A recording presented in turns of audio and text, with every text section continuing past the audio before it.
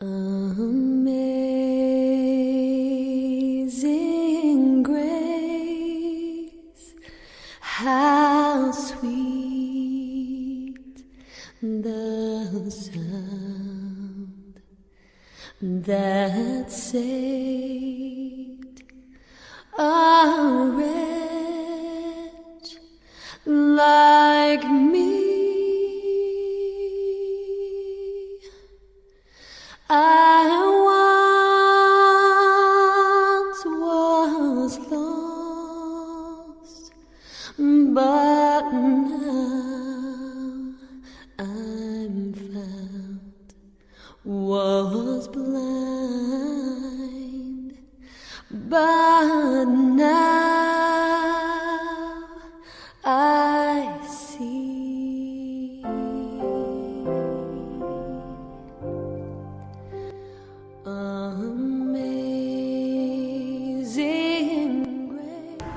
Atos 11, 19 a 26. Então os que foram dispersos por causa da tribulação que sobreveio a Estevão se espalharam até a Fenícia, Chipre e Antioquia, não anunciando a ninguém a palavra, senão somente aos judeus. Alguns deles, porém, que eram de Chipre e de Cirene e que foram até Antioquia, falavam também aos gregos, anunciando-lhes o evangelho do Senhor Jesus. A mão do Senhor estava com eles, e muitos crendo se converteram ao Senhor. A notícia a respeito deles chegou aos ouvidos da igreja que estava em Jerusalém, e enviaram Barnabé até Antioquia. Tendo ele chegado e vendo a graça de Deus, alegrou-se e exortava a todos a que com firmeza de coração permanecessem no Senhor, porque era um homem bom, cheio do Espírito Santo e de fé, e muita gente se uniu ao Senhor. E partiu Barnabé para Tarso à procura de Saulo. Tendo-o encontrado, levou-o para Antioquia, e por todo um ano se reuniram naquela igreja e ensinaram numerosa multidão. Em Antioquia foram os discípulos pela primeira vez chamados cristãos. Os que foram dispersos na terceira perseguição, na qual mataram a Estevão, chegaram até Fenícia, Chipre e Antioquia.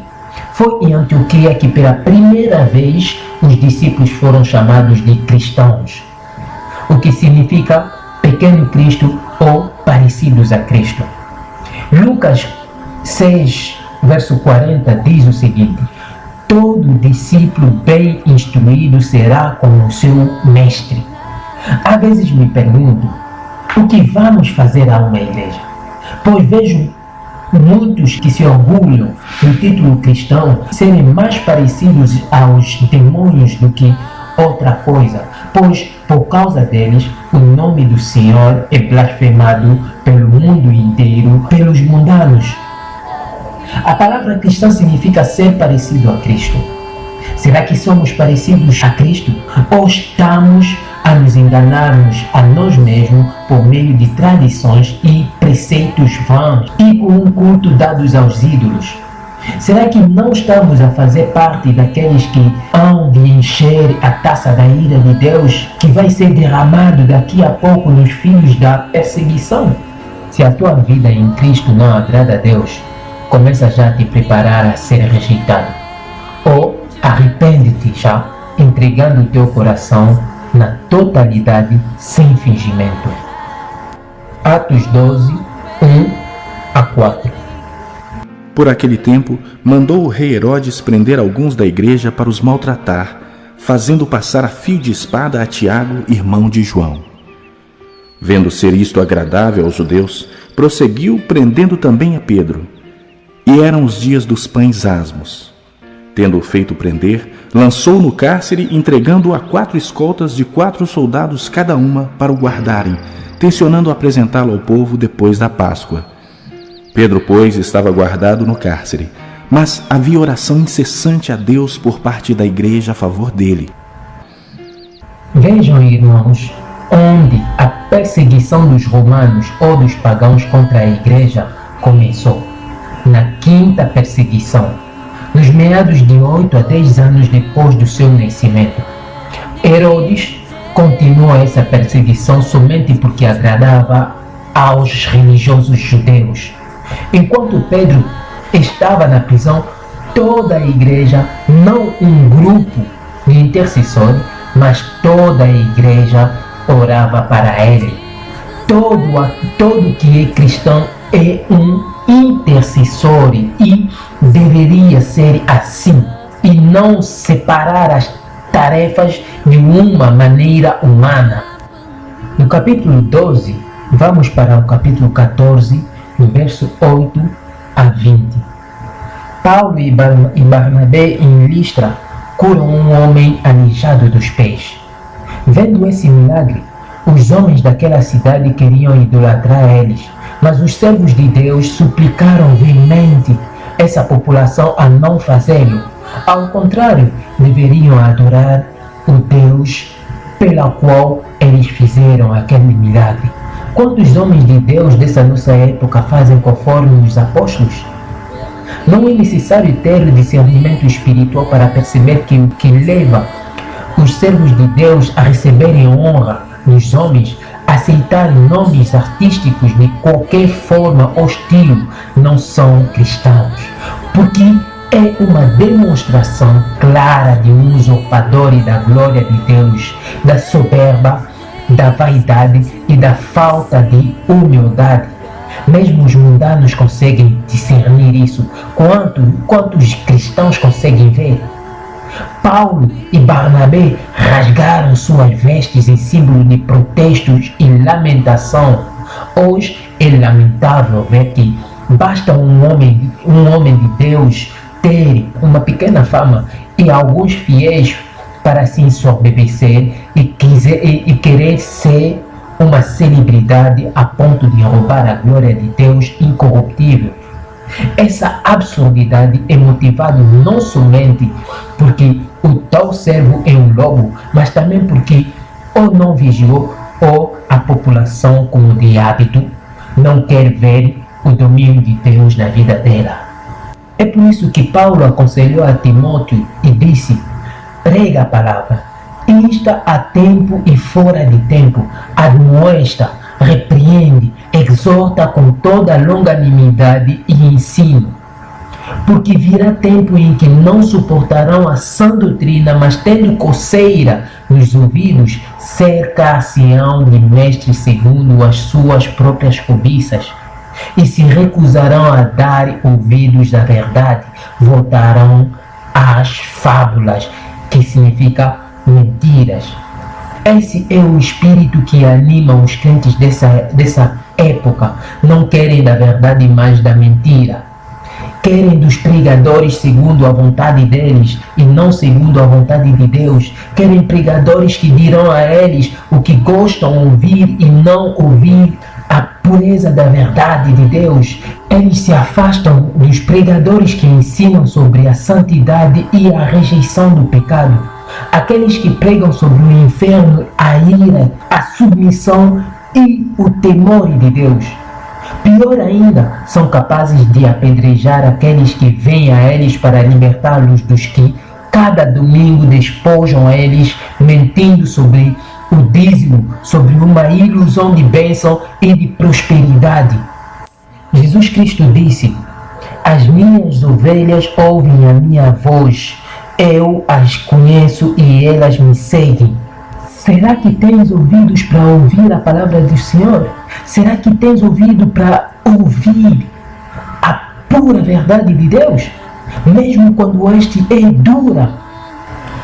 Ouçam, irmãos, muitos daqueles que seguiam a Cristo abandonaram Ele porque ouviram palavras duras.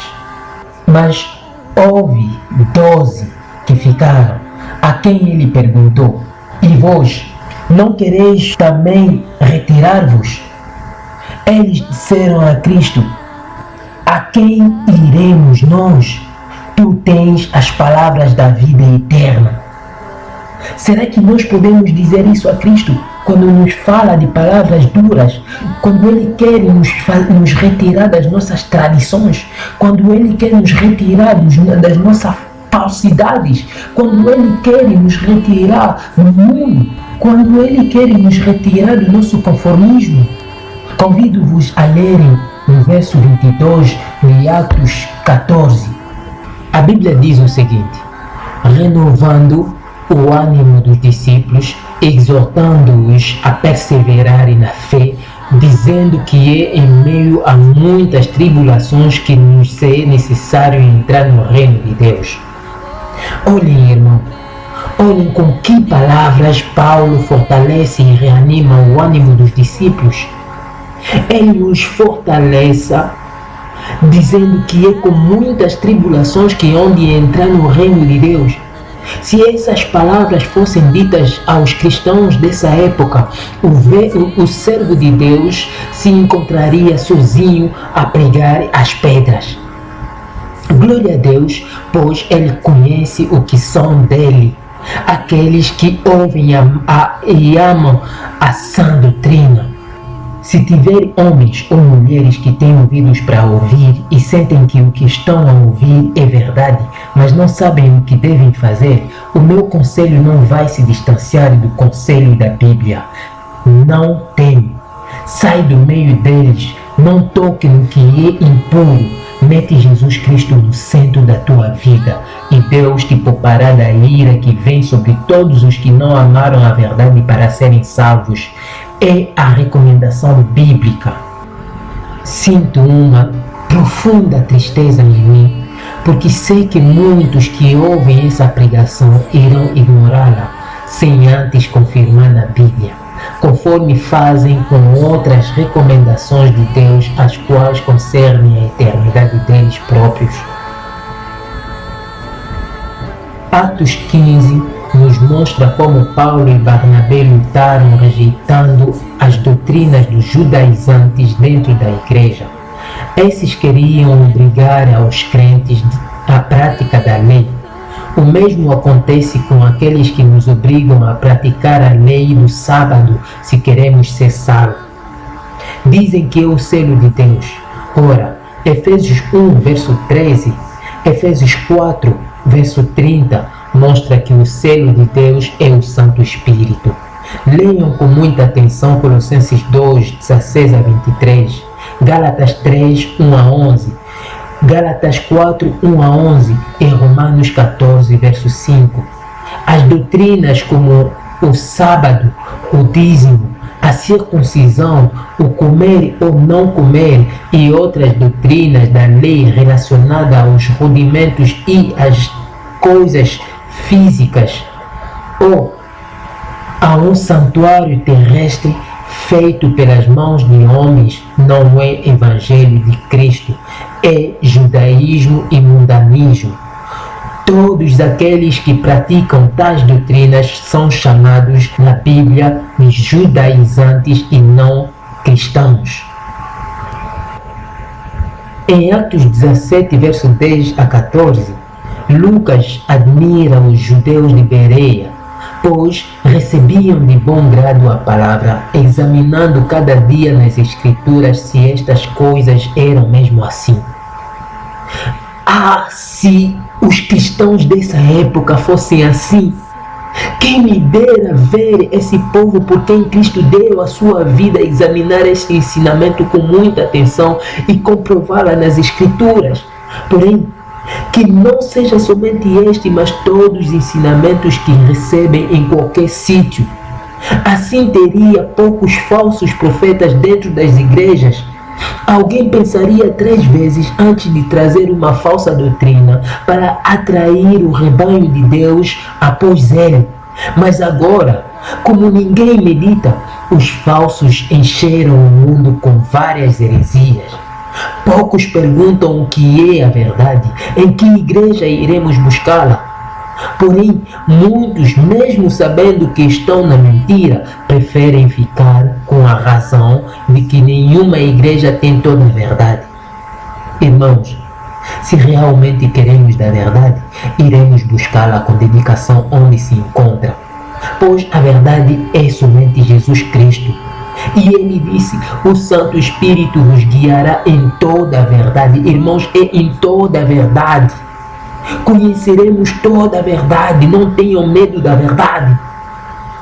Não façam como muitos no meio das autoridades de Israel que acreditaram em Jesus Cristo, mas devido aos fariseus não declararam a sua fé para não serem excluídos da sinagoga, pois amavam mais a glória dos homens do que a glória de Deus. Do verso 15 ao verso 34 de Atos 17, Paulo debate com alguns filósofos epicureus e estoicos. O que são essas duas filosofias?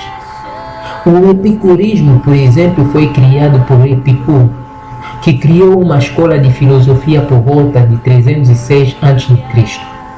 Essa doutrina filosófica se espalhou muito cedo no mundo greco-romano, de tal maneira que no primeiro século da nossa era, ela era, com o estoicismo, uma das disciplinas morais e intelectuais que se dividiam os espíritos.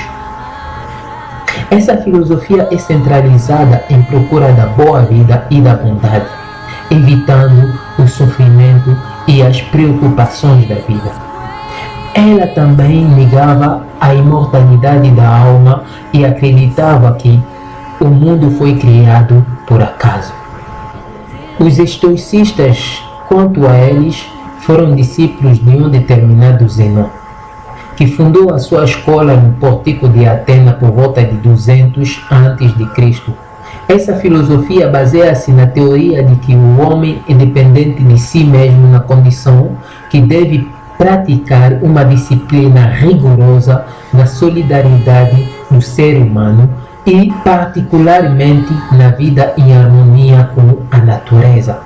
De outro modo, o homem não depende de Deus, mas dele próprio, na condição que deve trabalhar para comer e respeitar a natureza. É triste constatar que essas duas filosofias fazem partes integrantes das doutrinas cristãs. Os epicureus trouxeram a procura da bondade no cristianismo, não uma bondade em Deus, mas no mundo e no material, e rejeitam toda forma de sofrimento. É por isso que há muitos crentes gananciosos que pensam que o paraíso e o inferno se encontram neste mundo. Por meio das riquezas, dos prazeres e da bondade, alcançam o paraíso. Em paralelo, por falta destas coisas, alcançamos o inferno.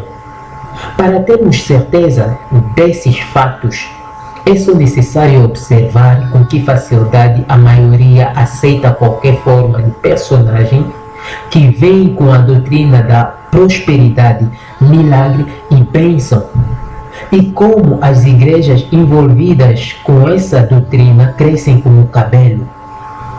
Para muitos, não importa de onde a bondade vem, somente porque é bondade, isso vem de Deus. Não importa de onde a maldade vem, somente porque é maldade, ou sofrimento, ela vem do diabo. Desta maneira, estão a ignorar o castigo de Deus e o engano do diabo, ou mesmo a palavra de Atos 14, 22, que diz: é por muitas tribulações que devemos entrar no reino de Deus.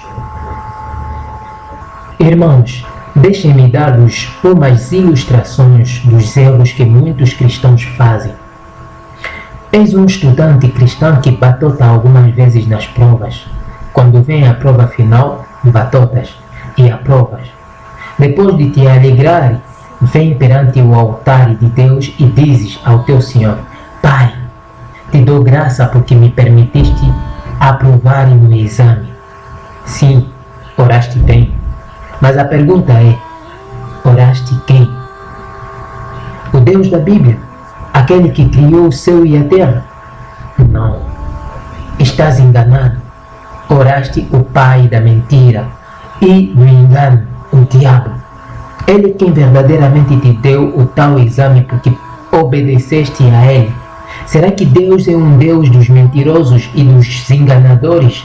Os olhos deles estão sensíveis para ver o pecado. Depois disso tudo, vais à igreja, como é o hábito, cada fim de ano, fazerem passar para frente todos aqueles que aprovaram, você também vai e recebes a honra dos irmãos. Meu irmão, será que realmente és sincero com Deus? Não. Ali, naquele altar onde recebeste a honra dos irmãos, eu te digo, irmão, já recebeste a tua recompensa. A recompensa dos batuteiros e dos enganadores. Outra ilustração. Estás pronto para casar. Usas todo tipo de meio para chegar aos teus fins. Mentira, usurpas maridos ou mulheres alheios, fazes sexo antes do casamento para provar se ele ou ela é compatível e dizes: o meu Senhor me abençoou, pois me deu uma mulher ou um marido, e casas numa igreja. Diz-me, meu irmão, Deus, realmente, sinceramente, Deus é o teu Senhor? Será que Deus é o teu Senhor? É óbvio que não. Irmão, posso dar muitas ilustrações desses somente para demonstrar o quanto o subconsciente dos cristãos no nosso século é poluído. Essa poluição vem porque muitos aceitaram doutrinas que não vêm da palavra de Deus e aumentaram ali a filosofia, que é algo mundana. A Bíblia diz que eles se dizem sábios, porém tornaram-se loucos. Irmãos, devemos aceitar o fato que é necessário uma reforma dentro das igrejas, nas nossas pregações e na nossa mente e na mente de todos os cristãos. Os estoicos negam a fé, pois dizem: o homem deve usar da sua capacidade física e intelectual para alcançar a bondade. Ora, a Bíblia diz em Abacuque 2, verso 4, o justo pela sua fé viverá. Viver em harmonia com a natureza é uma doutrina que encontramos no budismo e no New Age. O New Age, que significa nova era.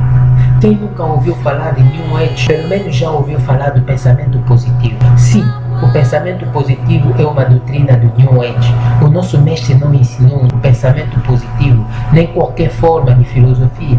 Muitas igrejas ensinam tais doutrinas que abrem portas para o inferno aos que as recebem. Irmãos, se Jesus Cristo foi claro em dizer que eles fecham a porta do reino dos céus a muitos, significa que abrem a porta do reino da terra, que é o reino do diabo, para esses, e são levados ao inferno. É óbvio, pois a Bíblia diz que se um cego conduzir um outro cego, ambos cairão no buraco. O cego que conduz é aquele que somente vê o reino das trevas, o reino na terra, o reino do diabo. Esse é o cego. Eu já visitei uma igreja que ensina a doutrina dos epicureus e dos estoicos. Isso tudo misturam com o budismo, o catolicismo e outras doutrinas diabólicas.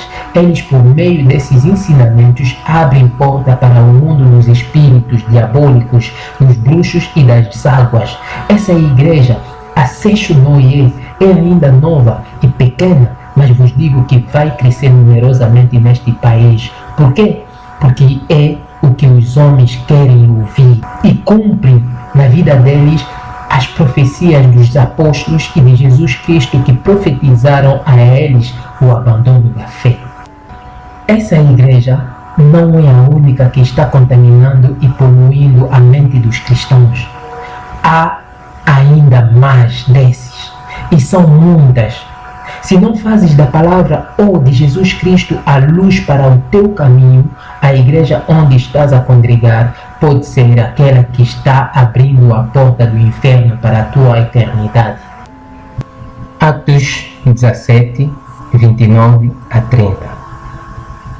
Sendo, pois, geração de Deus, não devemos pensar que a divindade é semelhante ao ouro, à prata ou à pedra, trabalhados pela arte e imaginação do homem. Ora, não levou Deus em conta os tempos da ignorância. Agora, porém, notifica aos homens que todos, em toda parte, se arrependam.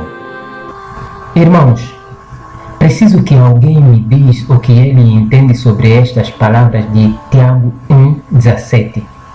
Em Deus não há mudança nem sombra de variação. Ou em Malaquias 3, verso 6, eu, o Senhor, e não mudo. Há muitos que pensam que a natureza de Deus varia em relação às cobiças deles, ou em relação ao Deus que criaram na mente deles, ou nas estátuas, ou com relação às imagens de escultura que se fizeram. Yeshua Mashiach é o mesmo ontem, hoje e eternamente. O nosso Senhor disse expressamente em Êxodo 20, verso 3 a 5, não terás outros deuses diante de mim, não farás para ti imagens de escultura, nem em semelhança alguma do que há em cima nos céus, nem embaixo na terra, nem nas águas debaixo da terra. Não te encurvarás a elas, nem as servirás, pois eu, o Senhor e teu Deus, sou Deus zeloso, que castiga a maldade dos pais nos filhos até a terceira e a quarta geração daqueles que me odeiam. Irmãos, Deus disse que aqueles que adoram estátuas odeiam Ele. E quem odeia Deus ama o diabo, é óbvio. E quem ama o diabo e as suas mentiras receberá o mesmo castigo que ele, um lago de fogo e enxofre, onde serão atormentados dias e noites para sempre. Irmãos, não falo aos mundanos, mas a vós que se dizem cristãos.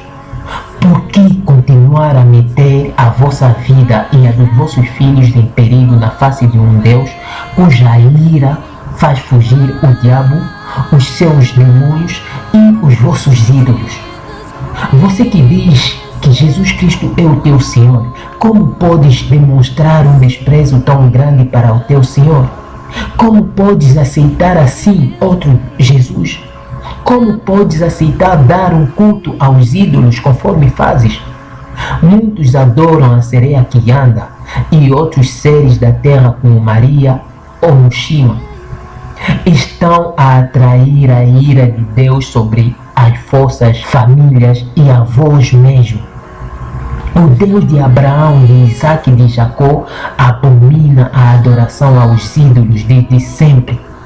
Mesmo sabendo disso, os romanos, por meio do catolicismo, adotaram essa prática no Concílio de Niceia II, em 787, atraindo sobre a face da humanidade uma ira sem precedente. A Bíblia diz em Apocalipse 17, verso 2 e Apocalipse 18, verso 3, que todas as nações beberam do vinho da ira da sua prostituição. O mundo inteiro está enlouquecido e embriagado por suas abominações. E depois perguntam, quando veem o mal na terra, onde está Deus? Ou perguntam mais, se Deus existisse, por que tanto mal na terra? Assim, abandonas a Deus pela idolatria e depois acusa Ele quando há maldade na terra? Isso é justo? O homem é injusto, Deus é justo, pois Ele castiga o ímpio e aquele que lhe odeia para sempre. Irmão, você que odeia Deus adorando os ídolos, não creia que Ele deixará o teu pecado impune se não vieres a te arrepender. É verdade que Deus também é amor, pois demonstrou seu amor enviando seu Filho pagar o preço dos pecados daqueles que o amam, pois todos pecaram.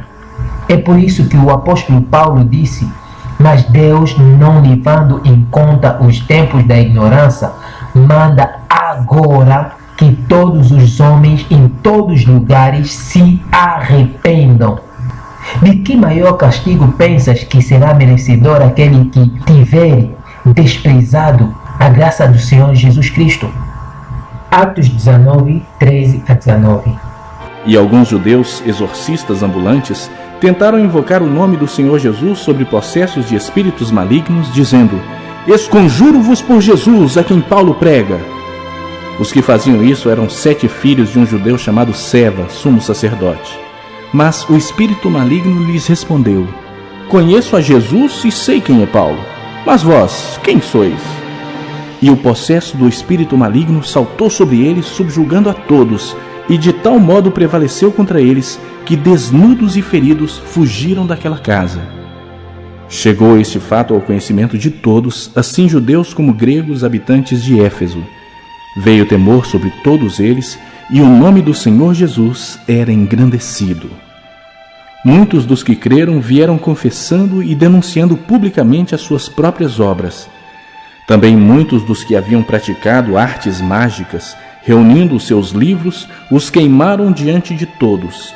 Calculados os seus preços, achou-se que montavam a 50.000 denários. Assim, a palavra do Senhor crescia e prevalecia poderosamente. Essa passagem nos relata algo interessante. Alguns judeus exorcistas tentaram usar o nome de Jesus na atividade de exorcismo que faziam e irritaram o demônio que feriu eles. Quando lemos essa passagem, não entendemos a profundeza do acontecimento. A palavra exorcista se define como aquele que extrai um juramento, que usa fórmulas de conjuração para extrair um demônio. Significa que o exorcista quebra os pactos entre um homem e os espíritos malignos. Irmãos, se tomarmos em conta essa definição, vamos entender que é algo perigoso para um crente deixar-se a si mesmo ou a seu filho ou qualquer personagem da sua casa nas mãos de um exorcista, tanto faz qual for o problema. Ao extrair o demônio, o exorcista usa fórmulas de conjuração. Significa que ele implora, por meio de fórmulas, ao demônio de sair de alguém. Razão pela qual os 7 filhos de Seva imploraram o demônio por essa fórmula. Esconjuro-vos por Jesus, a quem Paulo prega. Eles pensaram que a fórmula iria funcionar. Infelizmente, tornou-se um pesadelo. Qual foi a razão? A Bíblia nos mostra que não existe comunhão entre a luz e as trevas. Depois de terem acusado Jesus de expulsar o demônio por Beelzebul, em Mateus 12, 25 a 26, ele respondeu: Satanás não pode expulsar a Satanás, senão o seu reino será dividido, enquanto não é. Em Lucas 11, 19, Cristo submete aos crentes o reino das trevas e nada pode lhes fazer mal. Em geral, o homem é inferior aos demônios. Ele se torna superior a esses somente quando recebe Cristo na sua vida como Senhor e Salvador e luz para os seus caminhos. Estando inferior aos demônios e no reino deles, como o ser mais fraco, o homem não pode exigir nem expulsá-los. Caso dos 7 filhos de Seva. Esses não foram expulsar os demônios, foram implorá-los, usando o nome do seu inimigo, nome acima de todos os nomes, Yeshua Mashiach, nome que lhes faz estremecer. Pior ainda, eles especificaram que Paulo prega. Pensaram que Paulo obrava no mesmo reino que eles. Pensaram que Paulo expulsava demônio por meio do Beelzebul. Eles se enganaram. Podemos afirmar com isso que o exorcismo não é obra de Deus, mas do diabo, pois aquele que não pertence a Deus pertence ao reino do diabo. Jesus nunca ensinou o exorcismo, nunca praticou e nunca implorou demônios. Porém, como é superior a eles, sempre lhes expulsava e nos ensinou também a expulsá-los, pois nós cristãos somos superiores a eles pela glória de Deus. Amém. Atos 19, 23 a 40. Por esse tempo, houve grande alvoroço acerca do caminho, pois um ourives chamado Demétrio, que que fazia de prata nichos de Diana e que dava muito lucro aos artífices, convocando-os juntamente com os outros da mesma profissão, disse-lhes: Senhores, sabei que deste ofício vem a nossa prosperidade, e estáis vendo e ouvindo que não só em Éfeso, mas em quase toda a Ásia, este Paulo tem persuadido e desencaminhado muita gente, afirmando não serem deuses os que são feitos por mãos humanas. Não somente há o perigo de a nossa profissão cair em descrédito, como também o de o próprio templo da grande deusa Diana ser estimado em nada e ser mesmo destruída a majestade daquela que toda a Ásia e o mundo adoram. Ouvindo isto, encheram-se de furor e clamavam: Grande é a Diana dos Efésios! Foi a cidade tomada de confusão e todos a uma arremeteram para o teatro, arrebatando os macedônios Gaio e Aristarco, companheiros de Paulo. Querendo este apresentar-se ao povo, não lhe permitiram os discípulos. Também as iarcas, que eram amigos de Paulo, mandaram rogar-lhe que não se arriscasse indo ao teatro. Uns, pois, gritavam de uma forma, outros de outra, porque a assembleia caíra em confusão. E, na sua maior parte, nem sabiam por que motivo estavam reunidos. Então tiraram Alexandre dentre a multidão, impelindo os judeus para a frente. Este, acenando com a mão, queria falar ao povo. Quando, porém, reconheceram que ele era judeu, todos a uma voz gritaram por espaço de quase 2 horas: Grande é a Diana dos Efésios! O escrivão da cidade, tendo apaziguado o povo, disse: Senhores Efésios, quem porventura não sabe que a cidade de Éfeso é a guardiã do templo da grande Diana e da imagem que caiu de Júpiter? Ora, não podendo isto ser contraditado, convém que vos mantenhais calmos e nada façais precipitadamente, porque estes homens que aqui trouxestes não são sacrílegos, nem blasfemam contra a nossa deusa. Portanto, se Demétrio e os artífices que o acompanham têm alguma queixa contra alguém, há audiências e procônsules, que se acusem uns aos outros. Mas se alguma outra coisa pleiteais, será decidida em assembleia regular. Porque também corremos perigo de que, por hoje, sejamos acusados de sedição, não havendo motivo algum que possamos alegar para justificar este ajuntamento. E, havendo dito isto, dissolveu a assembleia. Diana, ou Artemis, é uma divindade adorada em toda parte do mundo antigo. No 7º século a.C., tempo de Jeremias, essa deusa já era adorada como a Rainha dos Céus. Será que esse apelido, Rainha dos Céus, não nos faz lembrar algo? Conforme eu disse na primeira parte desse ensino, os romanos não ensinaram nem língua, nem cultura, nem religião aos povos colonizados. Somente aperfeiçoaram o que encontraram. Foi o que fizeram com a religião cristã. Concernente à deusa Diana, eles modificaram o nome dela para o nome de Maria, Rainha dos Céus, ou Mãe de Deus, em 431, no Concílio de Éfeso, cidade que era centro de adoração a Diana naquela época. Até que a palavra cair de Júpiter significa em grego cair de Zeus, ou do céu. Zeus ou Júpiter e Diana fazem parte dos deuses de Olímpio, os quais são dedicados os jogos tão venerados, os Jogos Olímpicos, jogos dedicados aos deuses pagãos. Quando lemos 1 Timóteo 2, verso 5, vemos Paulo recomendar a Timóteo, que esteve em Éfeso, a permanecer nessa cidade e advertir aos crentes a se apartarem das genealogias sem fim e da idolatria, pois, diz ele, há somente um Deus e um mediador entre Deus e os homens, a saber, Jesus Cristo, homem. Entendemos que naquela época a Diana dos Éfesos já era considerada como mediadora entre os homens e Deus, a quem eles chamavam Zeus. Portanto, Maria não é mediadora entre os homens e o Deus da Bíblia, o Deus de Abraão, de Isaac e de Jacó. A Bíblia o afirma claramente. Quem quiser a considerar como tal deve assumir também o fato de ser chamado ou chamada de idólatra, pois adora outro Deus, adora o Deus chamado Zeus.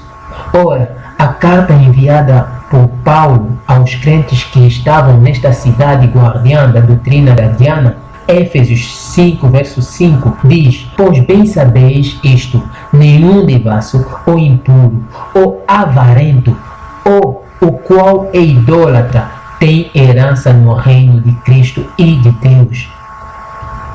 Apocalipse 22, verso 15, diz melhor: ficarão por fora os cães, os feiticeiros, os adulteiros, os homicidas, ouçam bem, os idólatras e todos aqueles que amam e praticam a mentira.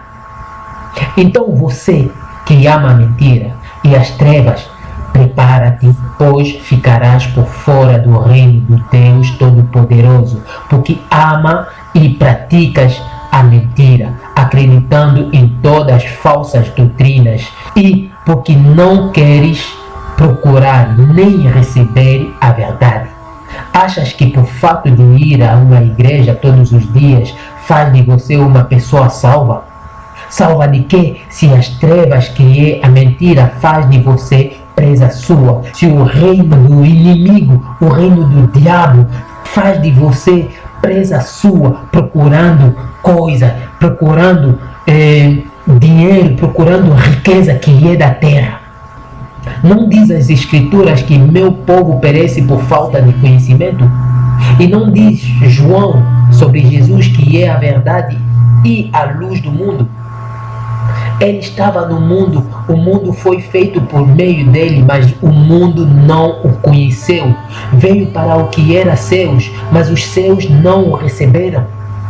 Você faz parte desses seus que não receberam a luz e que não aceitaram a verdade. O mundo já não recebe Jesus Cristo, o mundo já não recebe a verdade. Você também, que se diz seguidor de Cristo ou cristão, queres fazer parte destes que não recebem a luz? Queres fazer parte do mundo que rejeita Jesus Cristo? Queres fazer parte deste mundo que rejeita o que é bíblico? Em Coríntios ou Grécia, essa deusa Artemis era considerada mãe de Deus, pois os seus adoradores diziam: todo homem vem da deusa mãe, mesmo o Deus Criador. É por essa razão que ela é chamada Mãe de Deus. Contudo, quem associa Maria, que não é outra coisa que a Diana, com Deus Criador e dos céus e da terra, adora somente um outro Deus chamado Zeus ou Júpiter, pensando adorar o Deus de Abraão, de Isaac e de Jacó, pois Zeus ou Júpiter é sempre ligado a Diana ou Artemis ou Atena. Aquele que tem ouvidos para ouvir, ouça, e que os inteligentes aprendam a fugir da ira vindoura, pois já estão avisados. No capítulo 20, do verso 20 a 36, Paulo, tendo chamado de Mileto os presbíteros da igreja de Éfeso, aconselha a eles não sem avisos. Ele começa o seu discurso dizendo que não escondeu nada de tudo que era útil a eles. Ensinou o evangelho do arrependimento e da fé em Cristo. Depois, ele fala das suas ligaduras, sofrimentos e tribulações, como se estivesse a lhes dizer que é assim, nos sofrimentos, que devemos alcançar o reino de Deus. Ao se despedir deles, Paulo limpa a sua cabeça do sangue de todos eles, dizendo que deu a eles a conhecer todo o conselho de Deus sem nada esconder. Bem que as Bíblias em português retiram essa parte. Qual foi a razão que levou o apóstolo a limpar a cabeça dele? Porque tenha certeza de que entrará na igreja lobos ferozes, que não pouparão o rebanho, e que dentre vós mesmo, como diz ele, se levantarão homens que farão coisas perversas para atrair os discípulos após si.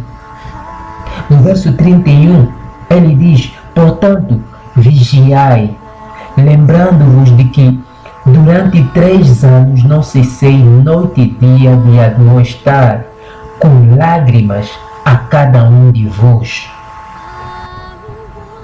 Irmãos, heresias adicionada com logos resulta a apostasia, que significa rejeição da sã doutrina e assim a rejeição de Deus.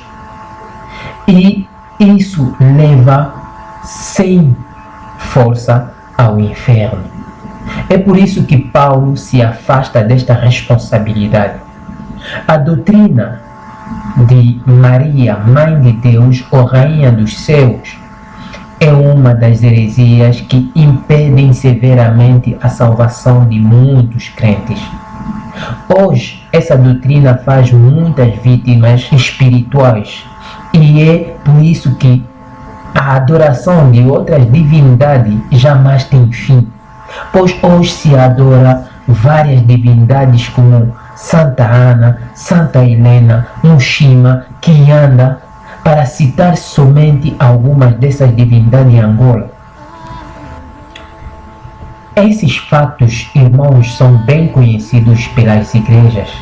Um sábio homem de Deus disse algo parecido a esse: os que irritam não são os que praticam tais coisas, mas o silêncio daqueles que sabem da verdade.